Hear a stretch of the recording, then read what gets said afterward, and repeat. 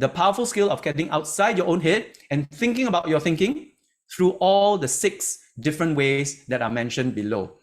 Okay, so we need to think outside our own heads in order to be good comprehension users, right? When we use a comprehension passage, we must think outside our own heads. We can't be stuck in our own heads, in our own preconceptions and biases, okay? So that's what we're talking about today. And let me move on then to introduce the 8 strategies. Now you'll notice that out of the 8, 4 of them are red. Those are the 4 we'll be focusing on today. Nod your heads if you understand what I have just said. Awesome, right? I see nods all around, right? Everybody's nodding. Okay, so I'm going to go through them in a clockwise direction. Clockwise direction. You all know what's clockwise and anti-clockwise, right? Okay, so I'm going to go around in a clockwise direction, and then I'm going to briefly explain what each strategy is before I go into detail for the 4. Okay, are you all ready? For those of you who are jotting down notes, this is where you will write down some keywords about each of the strategies. And by keywords, I mean important words that will help you to remember the gist or the big idea behind each strategy. Okay, so the first one is self-monitoring. Self-monitoring is similar to metacognition in that I am tracking what I'm thinking about the text as I read it. What am I thinking? I could be thinking answers, I could be thinking questions, I could be thinking opinions or thoughts, I could be thinking connections that I'm making in between different parts of the text. So I'm monitoring my thinking as I'm reading. Okay, so it's related to metacognition. All right, I'm not covering that today. That's a very big topic. So I'm just telling you, self-monitoring is looking at my own thinking as I'm reading. Looking at my own thinking as I'm reading. Next, summarizing. This is something we're going to do today, both in our annotations as well as in the practice session later. Summarizing is taking something really long and shortening it down to something really short while capturing the main idea of that really long section. Okay, let me say that again. Summarizing is taking something really long and bringing it to something really short while capturing the main idea of what that original text was talking about. Okay, so something really long to something really short with the main idea inside it. Okay, so that's summarizing. Graphic organizers, right, are like graphs, charts, pictorial representations of the text that I will fill in with information in order to construct a map of what the story is about. So think of a graphic organizer like a map of the story. Okay, I'm going to break the story up into different parts, and these parts are going to give me a map of what the story is all about. We're not covering that today, graphic organizers. The 4th strategy is asking questions. And there are very simple and fixed ways to ask questions, right? If I asked you to ask a question, most likely your question will begin with one of 6 words. What do you think these 6 words are? If I ask you to ask any question, your question will likely begin with one of these 6 words. What do you think these 6 words are? Kanish, go ahead. You can unmute yourself. Why, how, what, where, when. Very good. Who, what, when, where, why, and how, right? These are the 6 question words, right?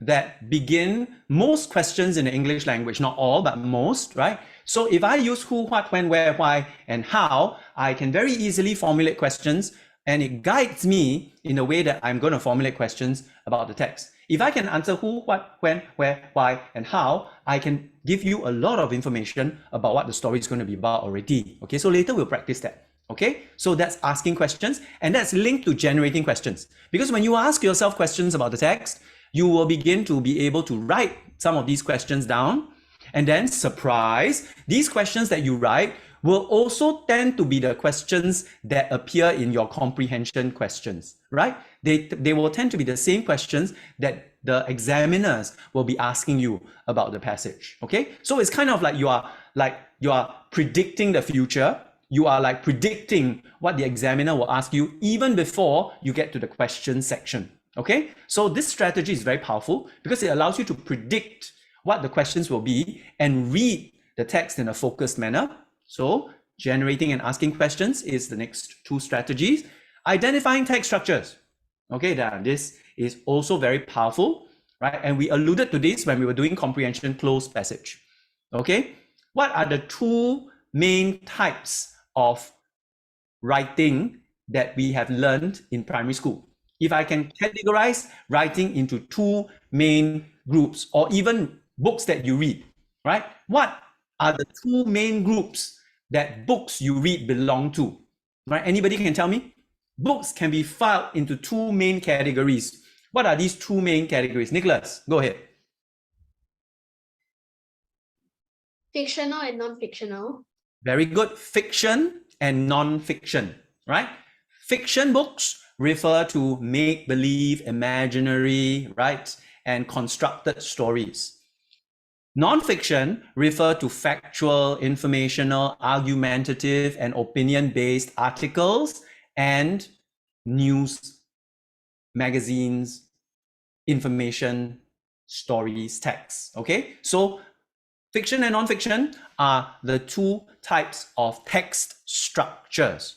So the moment I look at a reading passage, I must determine whether it is fiction or non-fiction because they have different structures.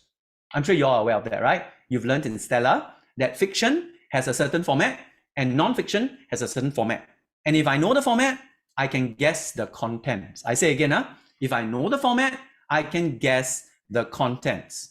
Very much like if I know the model of a car, I can guess what's going to be inside the car when I open the door, right? If I'm familiar with that model and I know what that model is, the moment you tell me, oh, it's a Honda Vezel, or oh, it's a Toyota Altis, or oh, it's a BMW Series 5, the moment I open the door, I will expect to see certain things inside the car because I know the structure or the model of the car. Likewise, in English, when I know what the text structure is, I can predict what is inside the text, and I can answer questions a lot more effectively. Okay, so two big structures are fiction and non-fiction, right?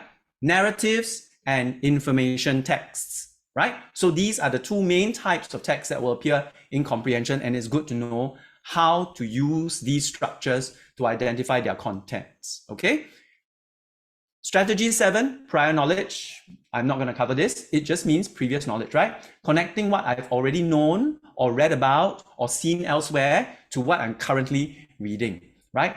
How many of you remember text to self, text to text, text to world? How many of you remember that?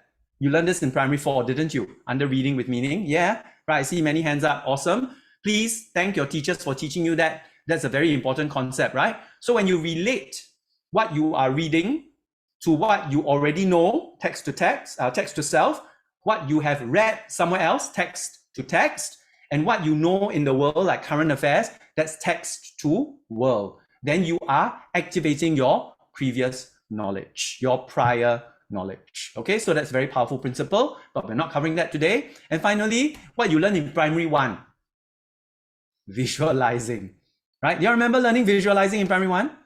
Okay, it was one of the inference skills, right? Okay, one of your reading with meaning inference skills, but it's still relevant today, right? Because there are some texts that will require you to imagine yourself in the scene so that you can adequately picture what the question is asking you for, right? You have to literally put yourself into the story, right? Like Harry Potter and the Prisoner of Azkaban, right? You would need to imagine that you are being, attacked by one of these like intangible creatures that suck the life out of you, for you to understand how Harry would be feeling in that particular situation. Okay, so inserting yourself into the story allows you to better understand the story as well as the important details in it.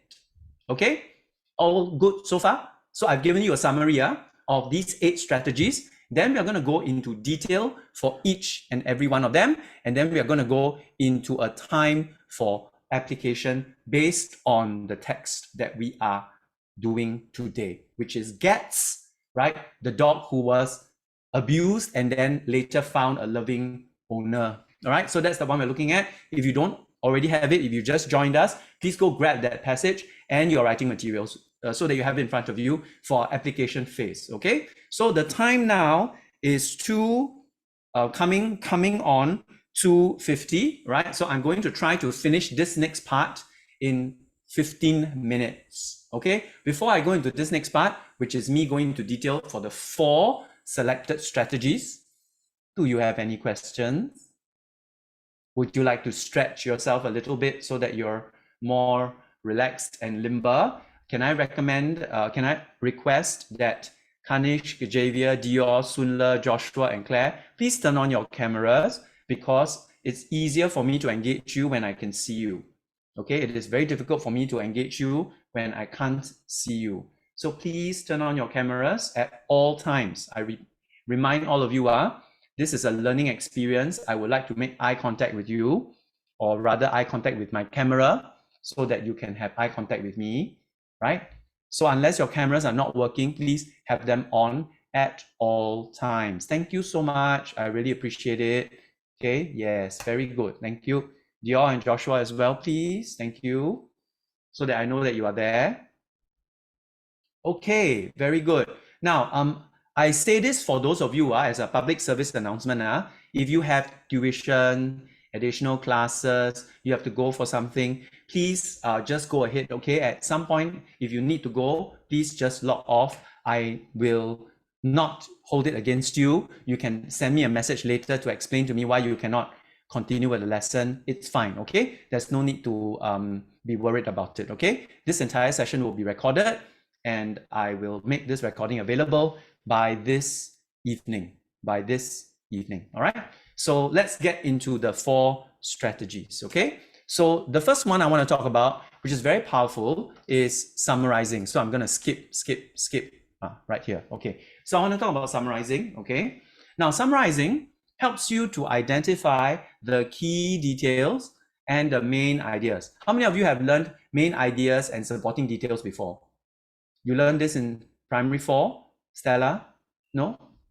No? Yes? Some of you remember it? Okay. So it is very important to identify the main idea of each paragraph. And later I will show you how I do it by using the Gets passage. Okay.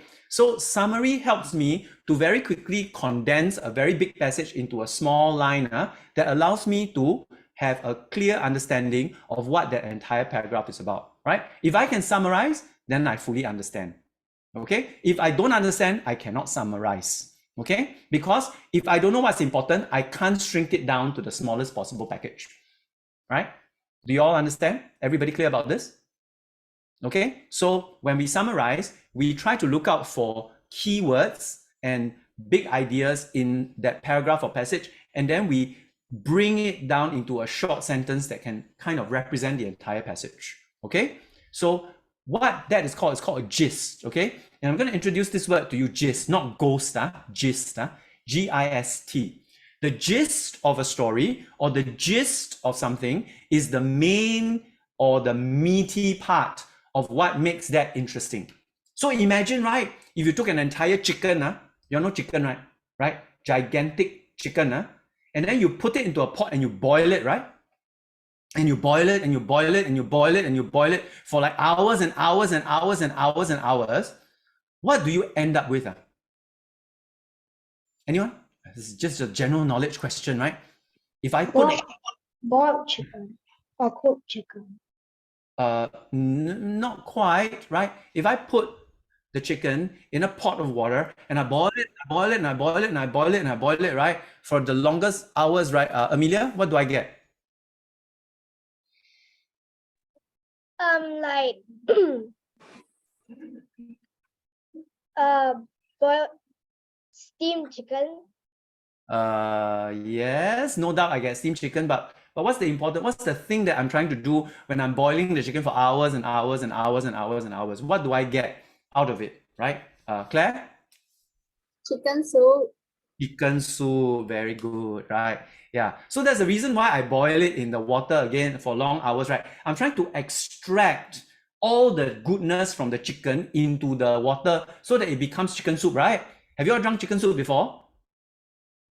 Does it taste like chicken?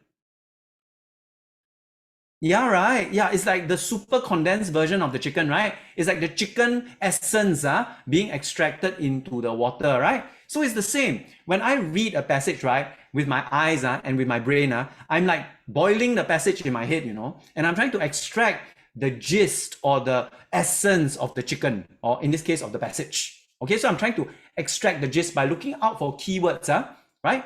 And then I take away the other things, the bones I can throw away, right? The bits of cartilage I can throw away, right? The neck of the chicken I can throw away, right? Only left with the essence or the important parts of the chicken in the soup that I really want to drink, right? That will give me nourishment, that will give me vitamins and minerals and all of that, right? So same thing, when I read a passage and I summarize it, I'm trying to condense the most important things all together into one, like in this case, a short sentence or phrase. Okay, and that represents the important part of the passage. So that's the skill of summarizing, and you can use the questioning words, right? Sometimes, the annotation strategies, sometimes, in order to help you to extract the gist. Okay, so highlight the important details, circle the keywords, right? Cross out or cancel away the parts that are unimportant, that are not really important to the main ideas. Okay.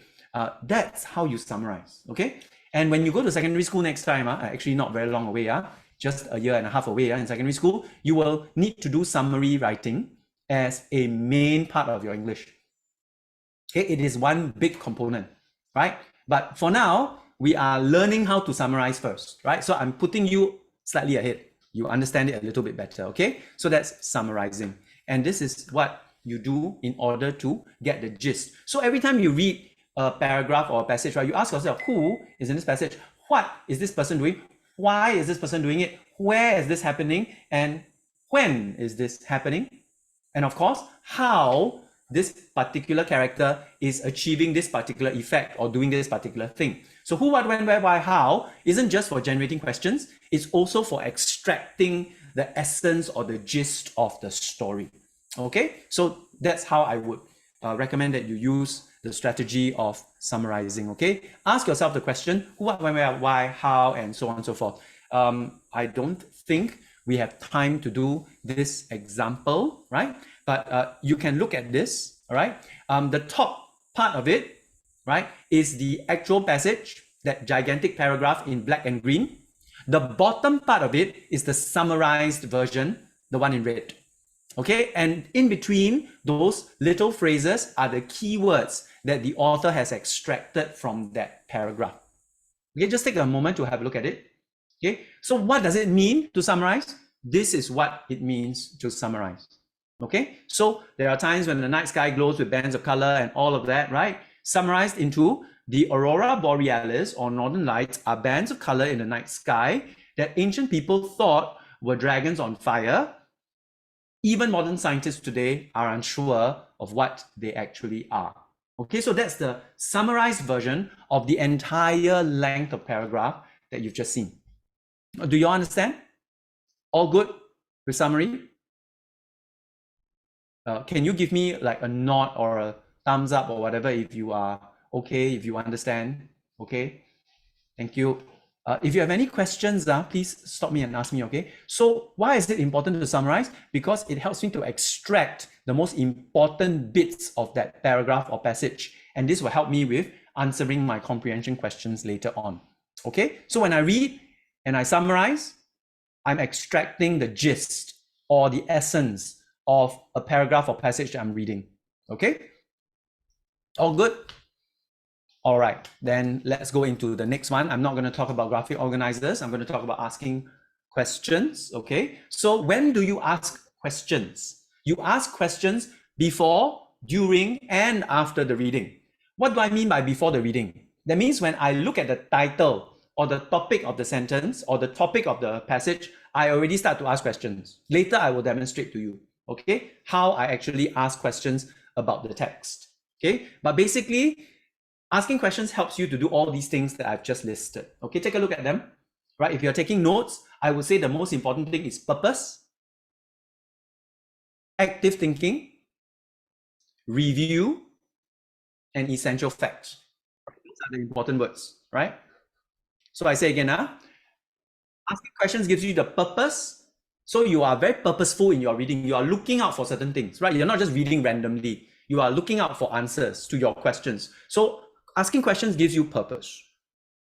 Asking questions focuses your attention, as in it helps you to zero in on important details or main ideas in the text, because the questions help you to like filter your attention to only the important portions of the text. You are reading for a purpose, therefore you are focusing on specific things.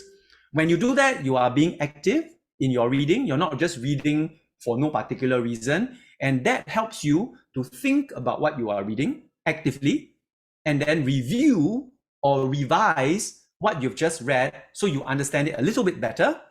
And finally, to infer or to go beyond what you're reading into the buried treasure or the secret meaning that is hidden underneath what you are reading, right? Many times what you read has a buried treasure in it. There's always like a hidden like meaning behind what the author has written. And asking questions about the text helps you to dig deep so that you begin to answer some of these questions and discover some of these hidden secrets. Okay, so that's asking questions, and that's in turn, all right, categorized into literal, inferential, and evaluative questions. I'm not going to cover this. This is not very important, right? This is linked to generating questions. Okay, again, these are the reasons why you want to generate questions, for the same reasons, and you can use who, what, when, where, why, and how in order to generate some of these questions later. Okay, a very important question is, what are the things that you don't know, want to know, or already know about this thing that you're reading? Okay, and this ties in with tapping into your prior knowledge as well. Okay, all good so far? I know there's a lot of content delivery. Are you all okay? Are you all zoning out because of too much information?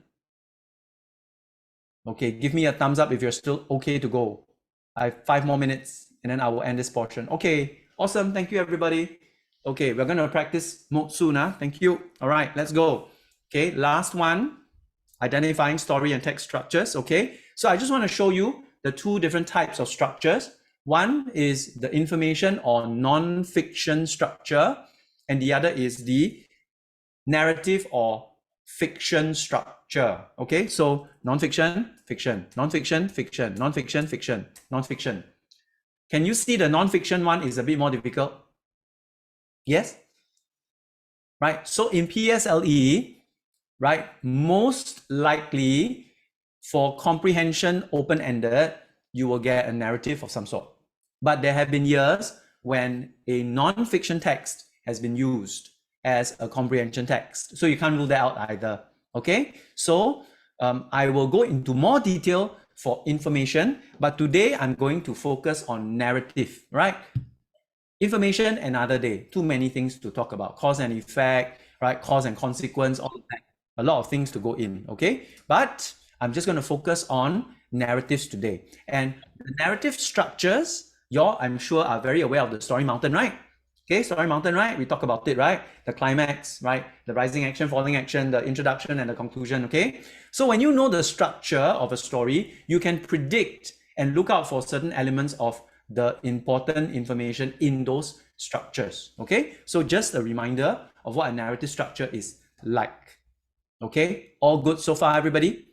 Any questions? You all should be very familiar with this, right? So you need to determine whether the story is a narrative or an information text. And then you need to apply the relevant structure, right? Overlay it and then start to look at the paragraphs and analyze the paragraphs in the light of that structure. Okay? All good? Okay. I'm coming to the end of my presentation module and I'm very happy that you are still with me. Okay? Now I'm going to go into the application phase. So I just introduced the other strategies, okay? Right? I'm not going to talk about this today. So we talked about prior knowledge. We're not going to focus on that today, right? We talked about visualizing. We're not going to focus on that today, right? and then here we will stop. Okay, so I'm going to stop it here, and then I'm going to share the passage on gets with all of you. So can you all please get your passage on gets ready? Okay, let me just share.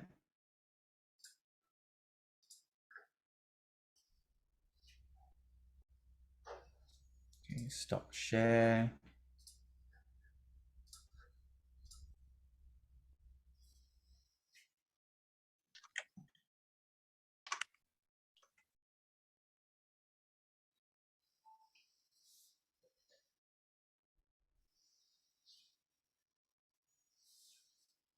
Okay, I hope you all can see this. Okay, give me 1 minute.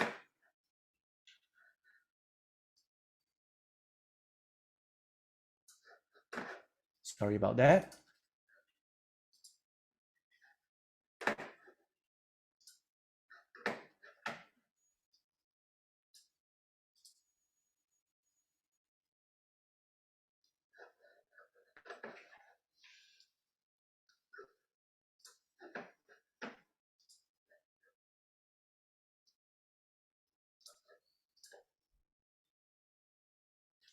Okay, finally. All right. Are you all with me? All good? Okay, I find that this particular passage lends itself to our strategies quite well, okay? So I'm going to demonstrate summarizing, asking questions in particular, and making some connections in the text, okay? Remember, under asking questions, we talked about how we can actually make connections to some of the information that's already in the text, all right? So let's begin. I'm going to zoom in here. Can you all see the text clearly? Is it big enough for you? Yes? Okay, awesome. I'm just making it as big as I possibly can so you can follow along with me. I'll be moving quite fast, so please be on your toes, okay? Right, let's go. So first of all, I am gets, okay? So this is my subject, right?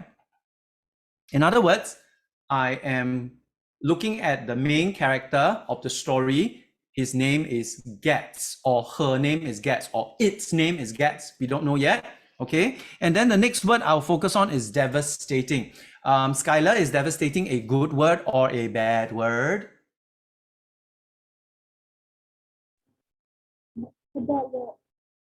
It's a bad or negative word. So therefore, I'm going to put down here negative.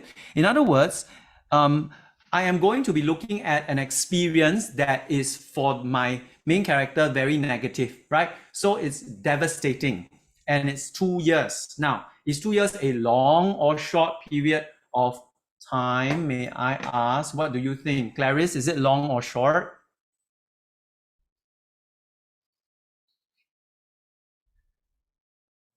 Long. It's a pretty long time. So whatever is happening to this character is going to be long. And then later, I'm going to come back to this point and make a connection because it's going to be longer than I think. Right? Do you all know what I mean by longer than I think? Do you know why it's going to be longer than I think?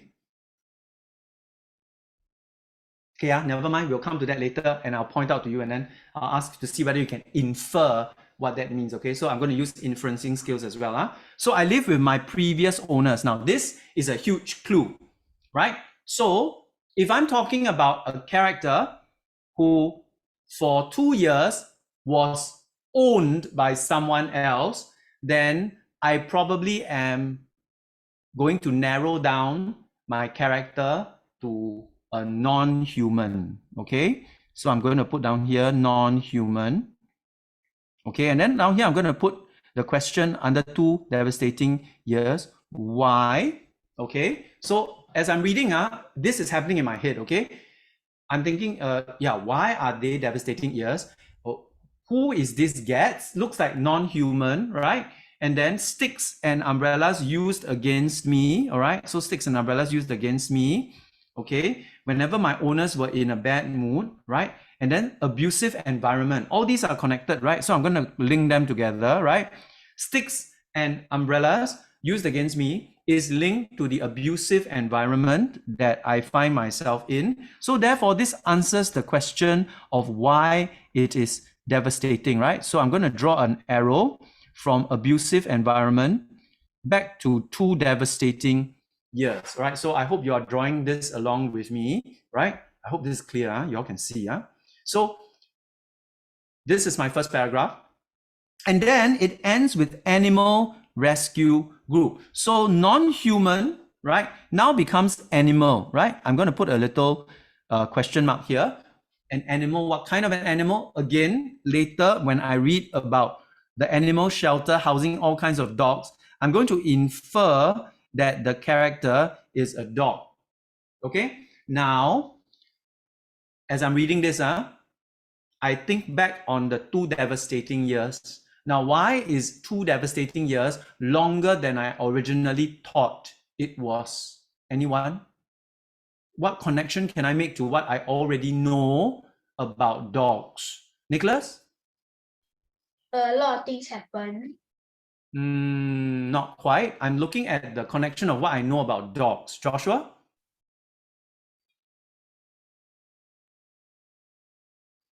Joshua, go ahead.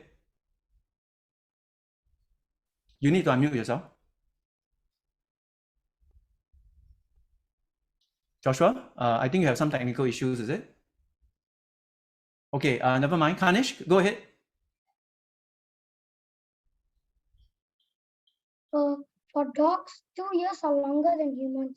Yeah, very good, right? We know that dogs have a much shorter lifespan than humans, which means that 2 years to them is probably the equivalent of like maybe 10 years for us, right? So what would feel like 10 years to us, right, was what this poor dog named Gats experienced, right, for the equivalence of 2 years. So I'm talking about 10 years, right?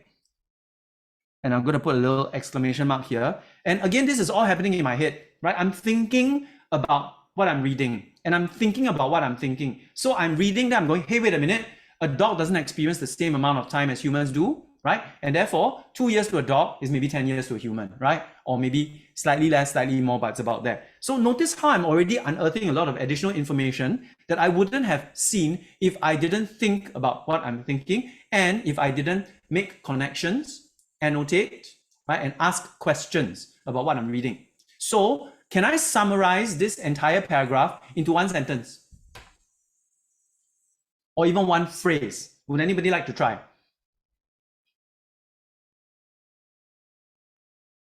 What would you summarize this entire paragraph into if I ask you to recount it to me in a shortened version?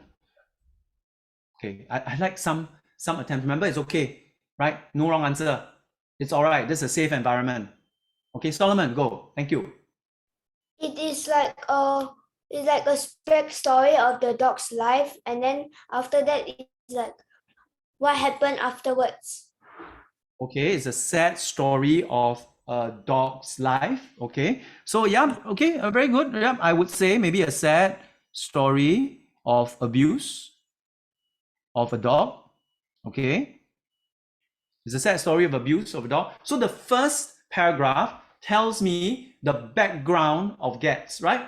Where Gats came from. What was his life like before we see him now in the animal shelter?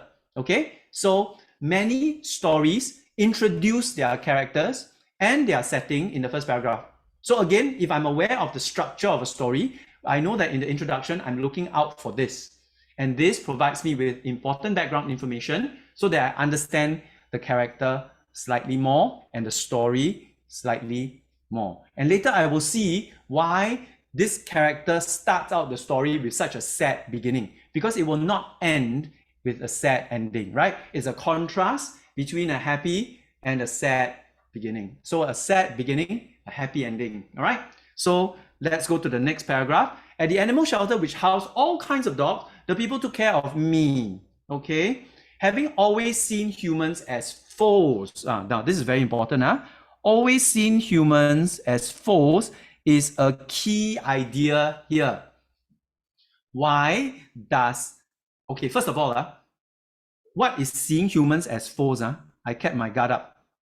Can you guess what this word foes means? Simply by reading this sentence. Okay, I see some hands up. Jairus, go ahead. Enemy. An enemy, okay. So a foe is an enemy, okay.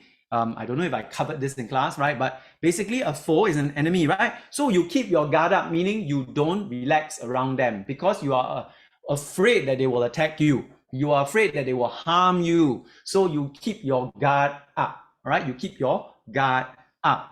This is a clue that tells me about the meaning of this. And why does this particular character look on humans as his enemies? What tells me that? Nicholas?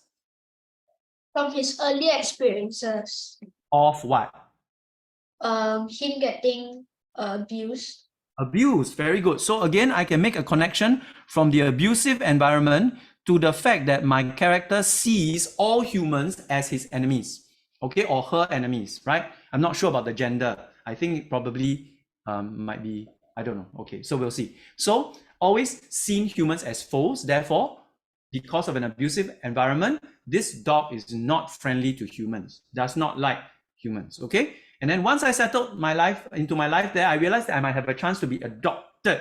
Now, this word is a key word. Circle it, please. Okay. Now, this word adopted is the reason why this entire story is being written, right? This whole story revolves around the adoption of Gets, right? Everything is going to center around this experience. So this is kind of like the main idea, how Gets becomes an adopted dog, right? From the previous experience of being owned by abusive owners, now he's about to be adopted, right? So this might be something I want to question, right? So why is he adopted? Okay, so I might not be familiar with why pets are adopted. By the way, do any of you know why it's adopted and not owned? Anybody? Anybody very good with like animals, animal rescue, right? Kanish, you want to try? Then I'll ask you one after that. Sorry? You don't buy it. Huh? You don't have to buy it. Well, it's true, you don't pay money to adopt a dog, that's true. But why are dogs up for adoption to begin with? Why aren't they just sold again? Right? Why aren't Ariel? Because is it you don't like the animal is not yours and you taking care of the animal that was rescued. Okay, all right. So you're saying that you don't buy the animal because the animal was not owned by you. It's not like ownership. It's like you're caring for the animal because they've been rescued. Yes, that's essentially true. Dogs that are up for adoption are not for sale because they were never bought and sold, right? So you don't pay money for them. You take care of them, right? So they are $0 to adopt, right? You don't pay money for an adopted dog. Yes, Jenny, were you going to add something? If you buy a dog means you illegally like buy a dog and then you like abuse it. Or you're saying the previous owner, is it? Yeah. Yeah, so the previous owner might have bought the dog, right? So bought it whether legally or illegally, right? And then abused it. But now the dog has been rescued. You know what's rescued, right, everybody? You all know what's rescued, right? Okay, so likely the owners have been arrested for abusing the dog, and the dog has been taken from the home of the owners and brought to this animal rescue shelter and then looked after until someone is willing to take care of this animal on a permanent basis. So when you say you adopt an animal, it's not for only part-time, 1 year, 1 month, no. You are taking over the care of this animal for life. Okay, so that's what adoption means. Everybody clear? And of course, adoption doesn't always have to be because the animals are abused, right? Sometimes it could be that the owners have to leave the country, right? Maybe they are foreigners and they are called back to their country because of an emergency. And so they need their dog to be taken care of by someone else. So instead of selling the dog, they put the dog up for adoption someone else takes care of their dog for the rest of its life. Okay, and it's a voluntary thing. It's not purchased. Okay, so that's kind of in a nutshell why this word adopted is so important, because it's at the heart of the story. Okay, so despite my past experiences, I still wish I could meet someone who could fill the void in me, fill the void. Let's highlight that. Okay, that's pretty important too, and that's linked to the negative experience, right? The abusive environment, and I badly wanted to experience the love and affection that I was deprived of. So this is another very important piece of information. Okay, right? So we will talk about why it is important shortly. So I'm going to pause here because I don't have time to annotate the entire passage. I'm just going to zoom in on the first few questions, right? The first two paragraphs equips us with enough information to answer the first few questions, okay? So let's go now into the first few questions, right? Then I will leave you to repeat the process for the rest of the passage, okay? In terms of asking questions, summarizing the paragraph, and then making connections as well, okay? So before I go into the questions, if I had to summarize the second paragraph into a few lines, right? So the first paragraph was the sad story of an abused dog named Getz, right? So what's this second paragraph? What is the main idea? What is the author trying to say in all of these lines, right? Let's look at the second paragraph, and can someone try to summarize, or in one short sentence or phrase, explain to me what the second paragraph is all about before we go into the questions, okay? And then we land it. Anyone? Yes, Nicholas, go. What he wanted. Sorry? What he wanted at first. Okay, you have to be more specific, right? You cannot use pronouns, right? Because pronouns are not specific enough. Anyone? No, Nicholas, can you just be more specific? Sorry, wait. Dia, go ahead. Wanting to be adopted by good and caring owners. Okay, very good. So who wants to be adopted by a good owner? Get. Yes, so you have to be specific, right? So Getz wanting to be adopted. Okay, I'm just going to jot this down any old where. You can just write it wherever you have space, okay? By a good owner, okay? So, in the way I read, I will just use a pencil and I'll jot it along the side of the margin, right? Now here, I don't have very much space because of the way I scan the paper, but you get the idea, right? I'm just jotting down quick notes as I'm reading so that it helps me to track my thoughts, right? So my first paragraph, Getz has a sad backstory. My second paragraph, Getz has a desire to be adopted by a good owner, right? So you can see the story is progressing quite nicely. You can see the headlines of the sub-headlines of each section. Okay, so the power of summary. Summarizing helps me to understand the paragraph a lot better once I've expressed it. So now let's go to the question. Okay, so what is the question? What, right? And then previous owners do to him, okay? And then angry. And here is 1 mark.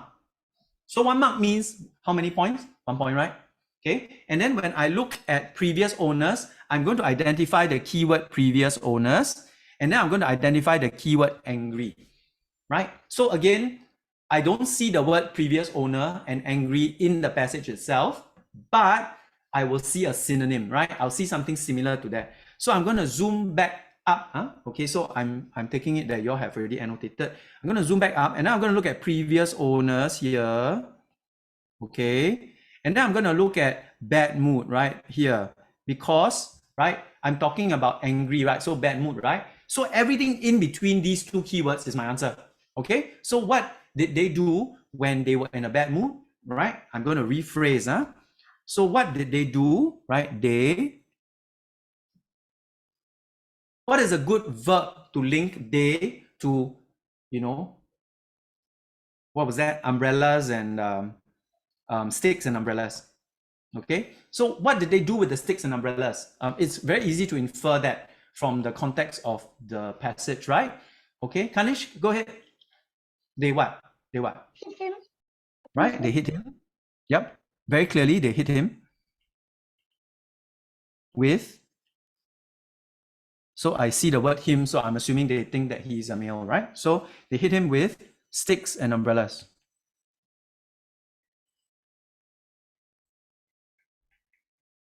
The key word being hit him with sticks and umbrellas, right?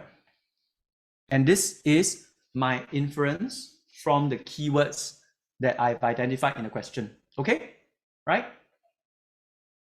So question 29b, what four-word phrase, and again, please highlight these keywords, okay? Because the keywords guide you. Some of you, y'all don't see the four-word phrase, then you give me 5 words, or you give me 3 words, or you give me 2 words, right? So be very careful. The keywords tell you how many words to use. So four-word phrase, second paragraph, Getz was still wary of humans. Now, this requires that you understand the word wary. So they are also testing your vocabulary at the same time, right?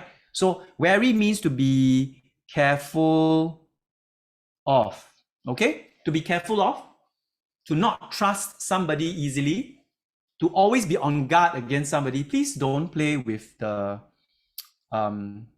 icons and the whatnot. Thank you very much. Okay. The purpose of this is to not be distracting your friends. So please turn it off. Thank you, Javen, Solomon, Ariel. Can you please turn it off? Thank you. All right. Shen Yi as well. Thank you. Okay. So as I was saying, forward phrase, second paragraph, shows that Getz is careful of and not trusting of humans. Very simple. I go back to the passage and then I look in the second paragraph, okay? Then I look in the context. What does it say about not trusting, human beings or seeing them as enemies, okay? So you see down here, I see humans as foes, right? Yes, Dia, go ahead. Can I tell the answer? Yeah, go ahead. Kept my guard up. Okay, kept my guard up, right? Exactly. Because it's in the next phrase from how he sees humans as enemies, right? So forwards, kept my guard up. Okay? So please make sure it's forwards, right? If you give another word extra, the whole thing is wrong, even though you have the forwards there. Okay, kept my guard up. All right? So you see the process of annotating and then translating those answers into the questions, annotating both the questions and the passage, right? Being aware of the main ideas through summary, through gist, through visualizing, and all these other strategies that we are using, right? Okay, question 30A and B, right? I think I will stop with 30A, okay? So what does mine in line 12 refer to? So let's go back to line 12. Oh, actually line 12 is already in the next paragraph. Sorry, Kanish, do you raise your hand? No, right? Can I tell the answer? Okay, sure, go ahead. Mine refers to Get's dog cage. Okay, because it is the front of their cages, right? Okay, so the other dogs pressed themselves against the front of their cages, but Getz was not going to do that. He kept his distance from his cage. Okay, so it refers to his cage, right? So Getz cage.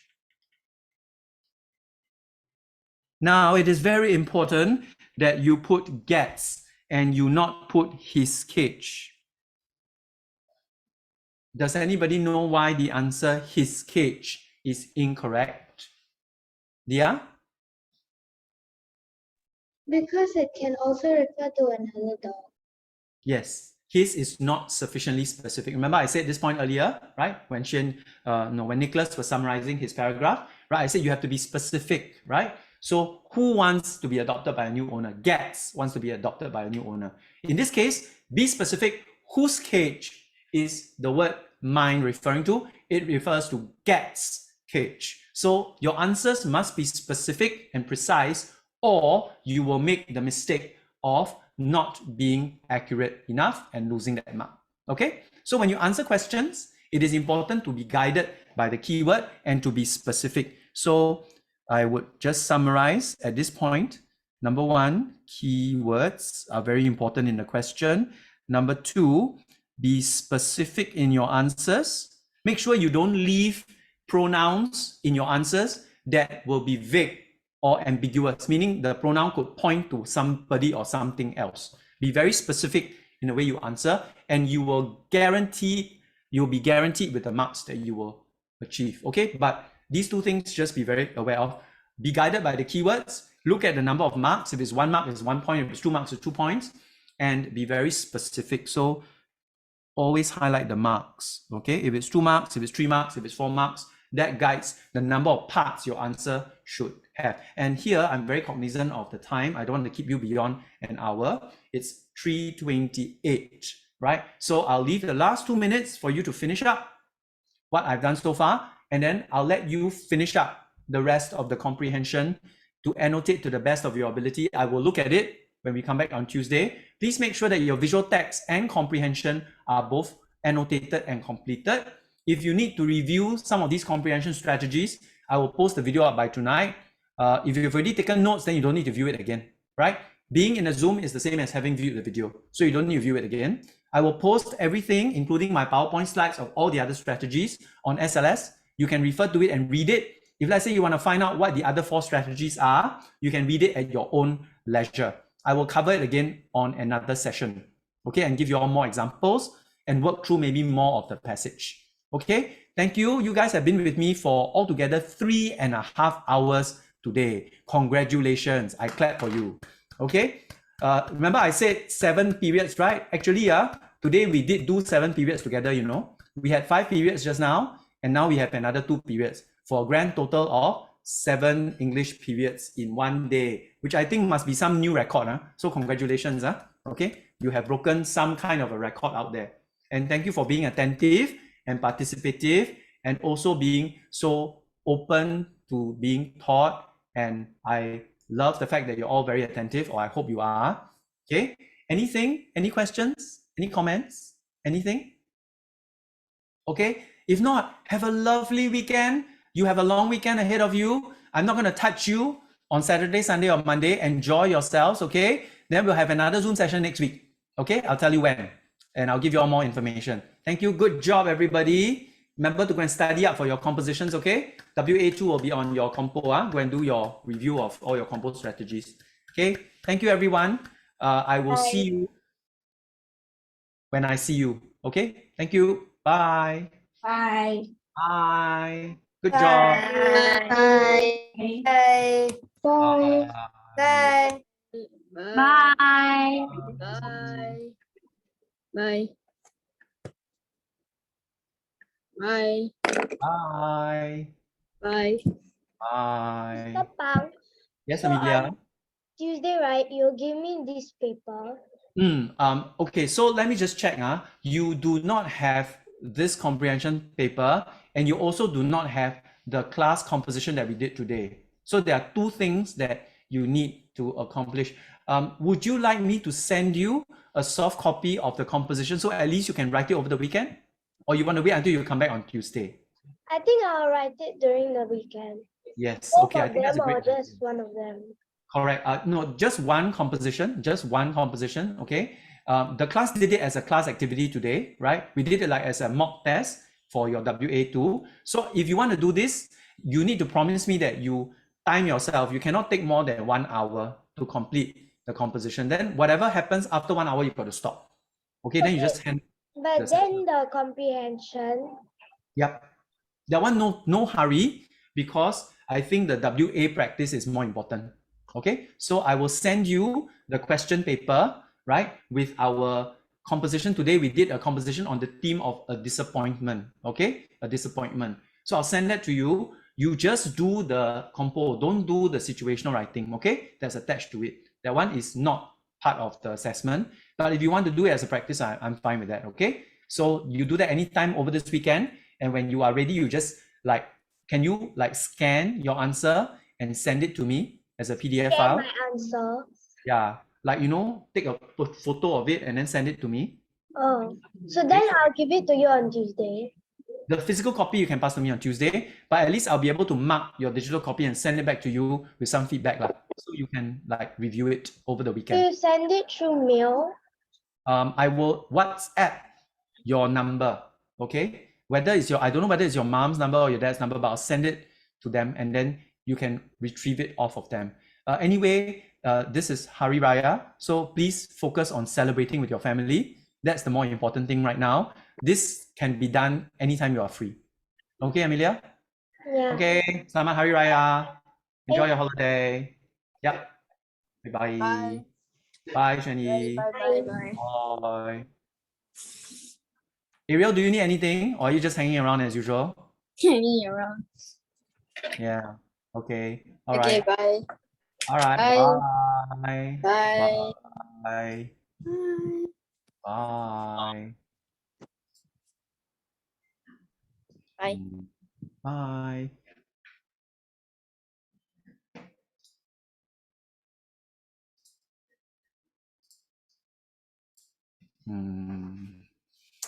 Let me send this to Amelia.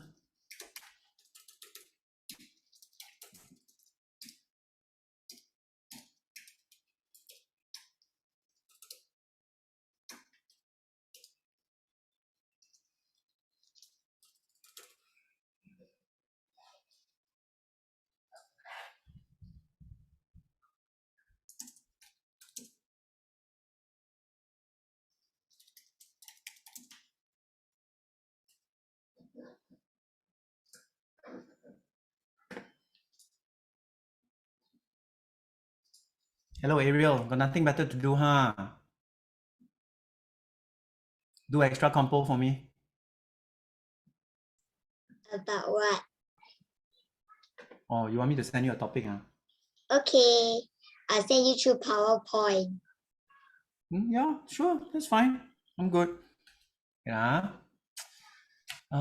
Where was the file that I sent today? Was it under milestone test 2? No.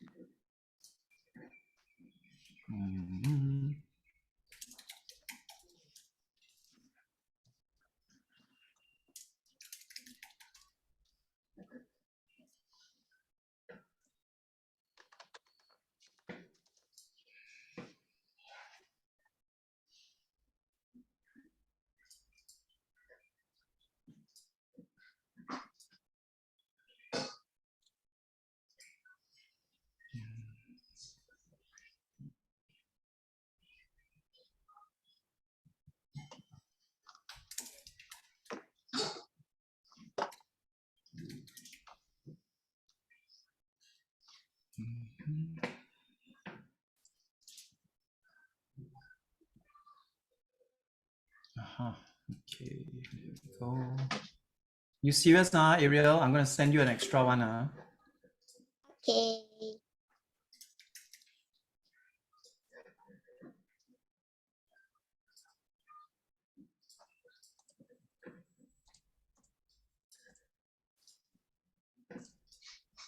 Okay, let me send this to Amelia first. Okay, composition homework. Missed day. Okay, and then for Ariel, who has nothing to do, one additional composition coming right up. Ariel, how do I send it to you? WhatsApp, okay? Okay. Send it to my mom. Your mom. How in the world do I know which one is your mom? The Ariel, one that has 966499990. 966. Okay, got it. 1 minute, please.